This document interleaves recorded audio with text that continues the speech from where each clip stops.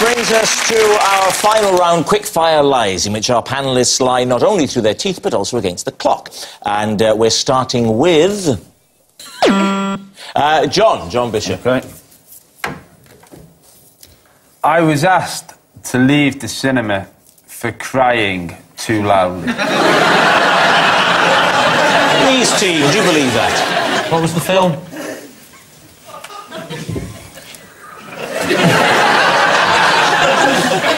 Rocky. Rocky? It was Rocky, the first one. Rocky. Which bit did you cry at? I cried at the bit at the end. Which bit is that? When he looked like he was getting beaten, then he shouted age, and then it was all his dreams were encapsulated in that one moment. And, you know, And you cried? I've been through a lot, and so, yeah. How old were you? I would have been in my early 20s, and I had... Whoa, slow that down. You were in your early 20s in 1977. Was it 77? No, let me think. Actually, I tell a lie, I think it was about 75, wasn't it, Rocky? No. That makes you 55. I would have been a teenager. It was definitely a teenager. The reason... Oh, you're minusing some years off now, are you, John? No, the reason it was emotional for me is because I had it wasn't a friend of mine, it was a friend of my brother's who was a boxer who had had a terrible accident. You think this... Do you honestly believe that you could come on this show? You should have been the age of 6, but actually you said you were 20-odd. And in the panic, you have the audacity to pretend you know about some inflicted boxer to try and wing us round and go, oh, was he terrible news? Of course we believe you, John. What happened to him? It's a lie. It's a blatant lie, isn't it? Yeah. You're saying it's a lie. The biggest lie we've ever had on this show. John Bishop, is it true or is it a lie? It's a lie. It's not true, what John's been telling us, but I remember as a teenager being advised not to watch Bambi without a box of tissues handy. Can you imagine my disappointment? Because I didn't cry. Next. Oh, me, right? Oh. I used to put on a different voice on the telephone and pretend to be my own agent. Oh. Let's have it, then. The voice? Imagine I've just rung up. Hello. I'm the people that want to book Rob Brydon. Yes. How much would he cost? His name, I used to call him Richard Knight. And Richard used to talk like this, and he'd say, listen, love to help you out, but at that price, we're really not going to make much movement. And I once did a charity gig, and... It's a lie, he's never done charity gigs. got money for it, because Richard said, listen, Rob's an angel, and if he knew I was doing this, he'd never forgive me, but I've got to get a bit of money, otherwise I wouldn't be doing my job. Did you have a real agent at the time? No. So, how many phone numbers? Do you have a separate phone number for your fake agent? Or was it just your normal phone? I used to work at the BBC in Cardiff. I was on the radio, I used to be a DJ, and if they got through to the office, I would then phone back under the guise. When it came to important meetings, did you have to, like, take a disguise and sit there and go, oh, Rob's in the toilet at the moment, but when he gets back, I'm sure he was such a... I'll go and get him now. I believe my agent said I could do it. I do all the voices. Ask me what it would be like if I was talking to Ronnie Corbett. Or Tom Jones, I can do it. You don't believe me? Ask my agent, I'll go and get him. I assume you've got an agent now, so why did you decide to... Well, I didn't have one. Yeah, I have one now, but I didn't have one then. What convinced you needed one? Because, Was it working? Because it's very difficult to do your own negotiations and not come across as an horrible person when you're asking for money. But it was Richard Knight saying, listen, I'm just doing this, Rob doesn't want money, but I've got to get money for the guy. But they didn't know it was you. That's my whole point, you know. idiot. That's what I'm saying. Do you have anybody else on your books?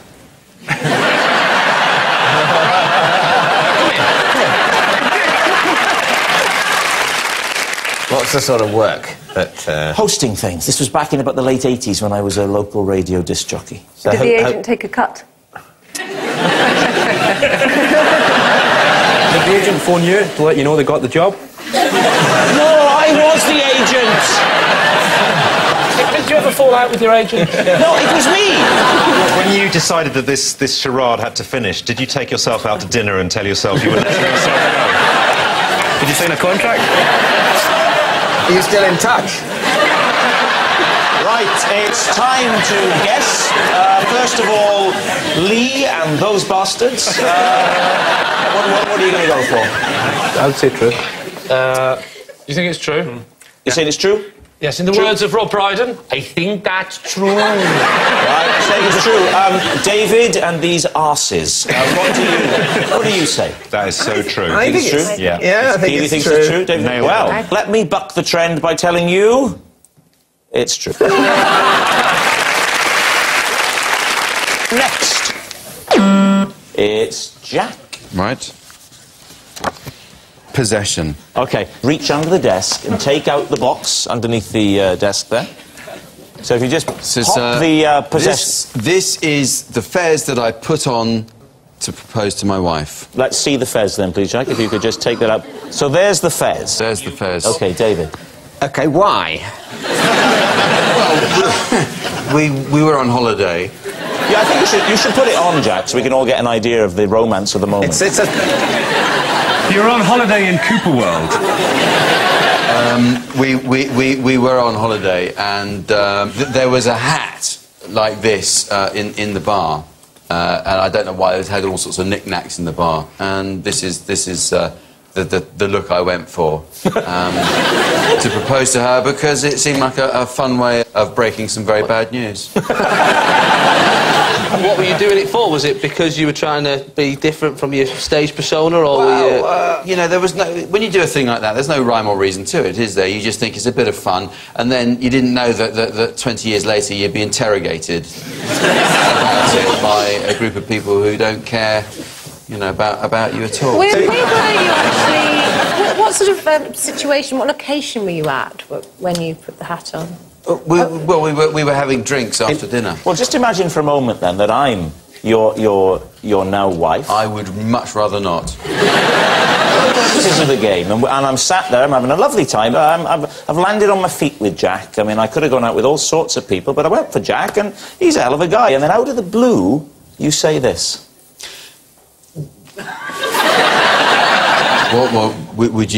Would you marry me?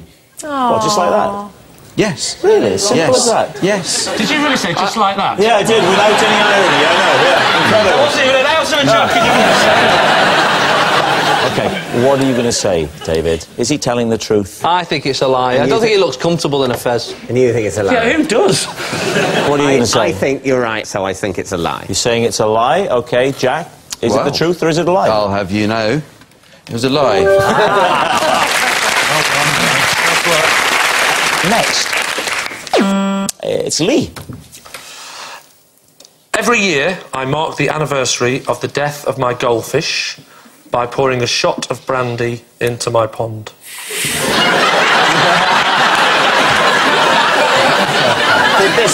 Did this tradition predate the death of your goldfish? No. No. That was not the cause of the death. Were there other fish that survived? Yeah. I've got a pond in the garden. Yes. And the pond has nothing to do with the death of the goldfish. But how many fish were in the pond? Just one? I'm not going to say this again, Bernard. Was the goldfish in the pond when it died? No. Sorry, a goldfish was not a pond goldfish, it was a bowl goldfish, was it? Or a tank goldfish? It was a tree goldfish, actually. Where did he live? The goldfish lived in a bowl. The goldfish bowl. If the goldfish lived in a bowl... Correct! Why do you commemorate its death? Why? By pouring brandy into an alternative goldfish habitat?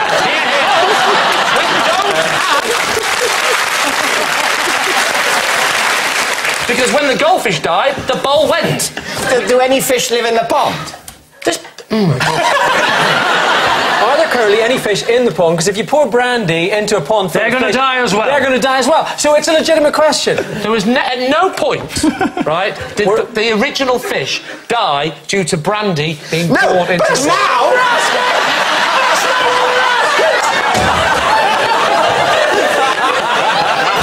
There's fish in the pond, right? But the amount of brandy that I pour into the pond is like the weakest cordial you could ever drink. Fish, Lee? Fish are drinking all the time. Yes. Not brandy! Not alcohol.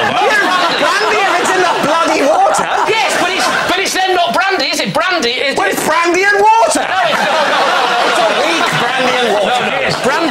diluted is no longer brandy. So you're saying when you put soda in brandy, you'll make it it's no longer brandy? Soda in brandy? You put soda in brandy, Brandy and soda, yes. What kind of 1970s porn world are you living in?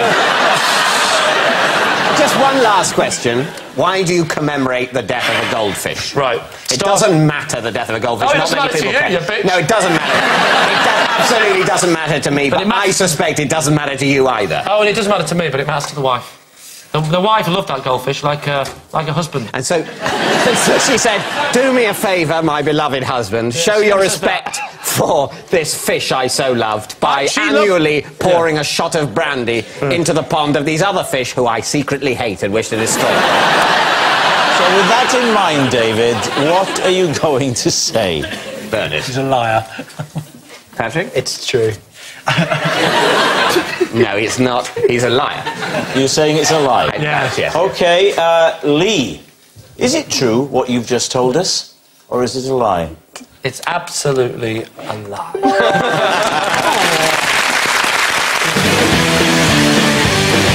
We've done the whole show, and I didn't ask you, Peter, to do your Terry Wogan impression. I feel bad. Now, Rob, you know I don't do a Terry Wogan. Come now, sir. Well, if I'm going to do my Terry Wogan, surely you could do your Ken Bruce. We've never done this before, have we? Well, thanks, Terry, and it's me, Ken Bruce, now in the morning, and talking about her, playing Beverly Craven and Woman to Woman. Oh, Ken, nobody cares. He's right, you know. And you might be interested to know that later on this month, Terry and I will be at the Arndale Centre in Manchester for children in need, and you can strap on a black rhino annihilator dildo and make my eyes water for charity. If only he'd studied harder, Lee could have pursued a career as an academic. Ah, well, academia's loss is comedy's loss. You see... Did you say academia? Yeah, I did. I know. I love those academia nuts. If you eat enough, you get an MA. Harry, it's a very difficult job, this. You see, Lee didn't fit into traditional academic categories.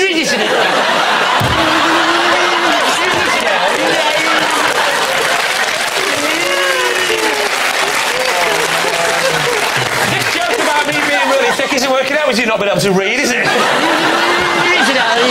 You say true, you say lie. I said lie. It is actually true. No, I've got to press the button. Sorry, I've got to press the button. I'll do it again. Can you react the same way? I forgot to press the button. You say true, you say lie. True, actually. True. You can't press the button, I'm going to get points out of it. I can press the button. I may not be able to spot a truth from a lie, but the button I've got. You say true. No, we're changing it to lie. Here we go, right. You say true. No. You say lie. These people want to go home. Yes. So does Ronnie, yeah. God, look, he thinks he's recorded a whole series tonight. How long is the show when it goes out? 10 minutes.